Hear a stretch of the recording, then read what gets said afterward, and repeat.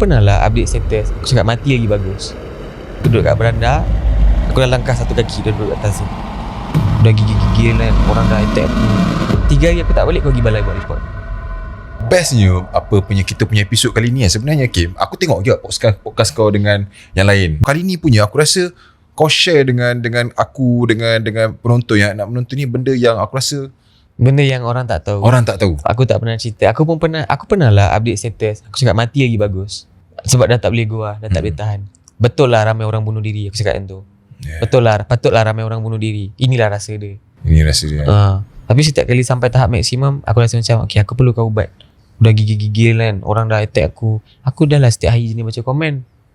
Lagi orang komen, lagi aku baca. Kau jenis macam tu. Aku tak pernah filter, tak pernah tapis. Aku baca je semua.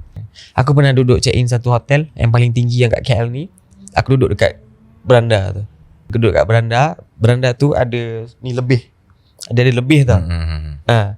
Aku dah langkah satu kaki, dah duduk atas tu. Ada video. Aku simpan sampai hari ni. Aku rekod video tu. Kau seorang kan itu? Aku seorang.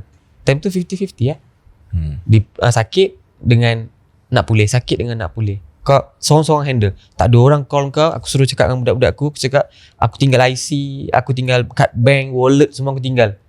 Aku tinggal kat member aku. Aku pergi dengan sebiji handphone ni. Tak, ni betul lah. Aku tinggal kat kau barang-barang semua kan. Ada video, ada gambar, nota. Aku pergilah duduk kat situ seorang-seorang. Aku cakap dengan dia, 3 hari aku tak balik, kau pergi balai buat report. Yang ni waktu isu yang mana? Yang kau sampai dekat tahap ni, waktu isu yang mana? Ini kau kena dengar, perempuan-perempuan kau jangan nak menindas je. Astaghfirullahaladzim.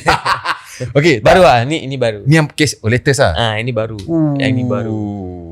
Dalam belas-belas viral yang aku ada, yang paling baru itu ialah yang paling teruk. So kau faham lah. Kita tu